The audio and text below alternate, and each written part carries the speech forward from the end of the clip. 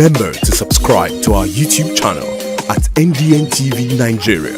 Click on the subscribe button and be the first to get notifications. On Tuesday, 18th February 2025, the Clark, Fuludu, and Bakaderema families of Kiagbodo in Brotu local government area of Delta State announced the passing of foremost Nigerian nationalist Dr. Senator Edwin Kiagbodo Clark. Clark died at the age of 97 in Abuja on Monday, 17 February 2025, surrounded by family and loved ones. Before his death, the former Federal Commissioner for Information and leader of the Pan-Niger Delta Forum, PANDEV, was known for his unbending stance on the tenets of democracy, restructuring, and social justice. Clark was also a mediator who was always ready to broker peace and champion the cause of the politically deprived and marginalized Niger Delta region and its peoples. In the following report, our correspondent takes a dive into the life and times of the late sage. There's no country where some people are masters, others are slaves. We will never accept it. I'm no longer playing partisan politics, but I will comment on any issue in this country which affect our interests.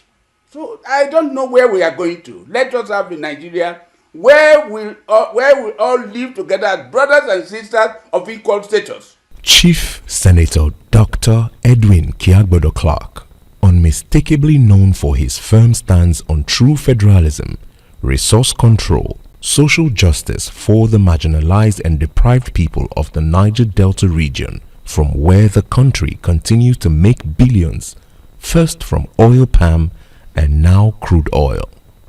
This was his preoccupation and the center of his advocacy, dating back his early days in politics as a councillor for Bomadi through his tenure as regional, state and federal commissioner, leading to his founding of the Pan-Niger Delta Forum, PANDEF, that crystallized his position as a political leader and advocate not just for the Ijaw people but for the peoples of the entire Niger Delta.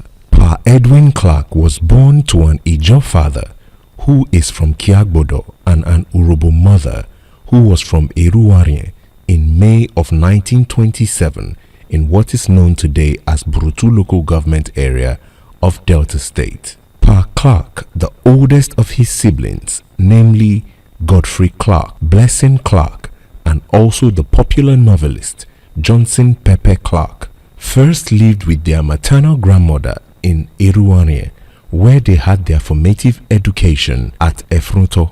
Later, their father took them back to Kiagbodo, their paternal home, where they were enrolled in the African Church School.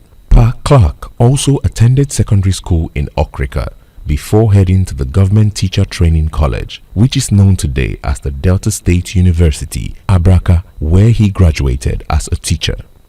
He then launched his career teaching in several schools between 1955 and 1957 in Ofoni, Western Ijaw and Bomadi, as well as being an assistant community development officer before leaving to pursue a law degree at Holborn College in the United Kingdom. While young Clark had always defied all odds to be vocal about his feelings and observations, his active role in the activities of the West African Students' Union at Holborn College further strengthened his confidence to speak truth to power throughout his lifetime. In recognition of this trait, his Ijaw kinsmen gave him his first chieftaincy title as Izoibe Kikilowe, meaning Ijaw man who was taking care of the Ijaw tribe in 1975. The same year he was appointed a Federal Commissioner for Information by the then head of state, General Yakubu Gowon. His foray into active and partisan politics dates back to 1953, when he was elected a councillor for Bomadi as a member of the National Council of Nigeria and the Cameroons, NCNC. Between 1968 and 1971, Chief Clark served as Commissioner for Education and later Finance for the defunct Midwestern region. He also served as Commissioner for Establishment in Bendel State between 1972 and 1975. As Commissioner for Education, he was active in the establishment of a Midwestern College of Technology that became the foundation of the University of Benin. Prior to this time, Clark was among a group of delegates from the Midwest who opposed any ideas of confederation that were raised at an ad hoc constitutional conference set up by Gowon in 1966. He joined the National Party of Nigeria (NPN) and was the treasurer of the party in Bendel State, from where he went to the Nigerian Senate before the Second Republic was truncated by the then General Muhammadu Buhari. Since then, Chief Clark has remained a voice of reason. For example, Chief Clark, who was not from Warri, was seen calling for quick resolution of the Warri crisis from 1997 to 1999, during which time his house in Warri was razed. Mission is for government to take into consideration all these factors and give the job people their counsel, give the local people their counsel, give the security their counsel. If they want to create 20 local government council for the security. In 2016, he founded the Pan-Niger Delta Forum, PANDEF, to unify the region's demands for peaceful dialogue, resource control, environmental preservation, and increased political representation as a pathway to lasting peace and development. Just as his book title, Brutally Frank, which was launched during his 96th birthday in May 2023, the nonagenarian was until his last days frank and unyielding in his demands for responsible governance and an egalitarian society. Is that what we stand for? Is that our gain? That we live in our home? Because oil is found in our backyard? We have become criminals? We become agitators? Troublemakers? That's what they call us. But these oil facilities are being managed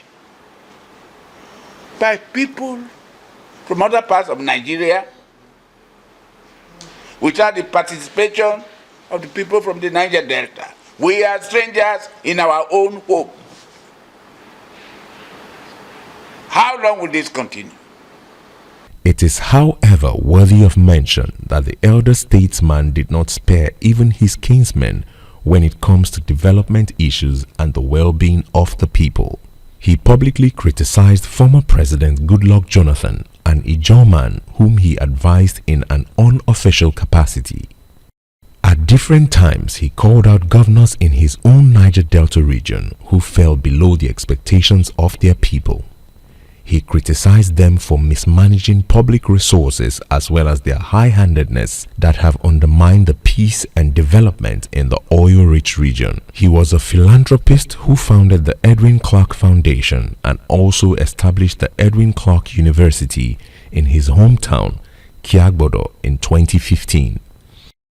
The news of his demise on the 17th of February 2025, just a few months away from his 98th birthday, came as a shock to the people of the Ijaw Nation, the Niger Delta, and indeed the entire Nigeria, who are continuing to mourn and condole with the family he left behind. He is survived by his wife, Dr. Abiola Sodipo Clark, whom he married in 2013, 10 children with over 30 grandchildren and several great-grandchildren. Chief Edwin Kiagbodo Clark will be remembered for being an advocate for his people, the nation and humanity through his unyielding voice. While it is painful to lose such a phenomenal personality, it is however consoling to know that he lived an impactful life, committed to the unity, peace and holistic development of the country. Inside the Niger Delta,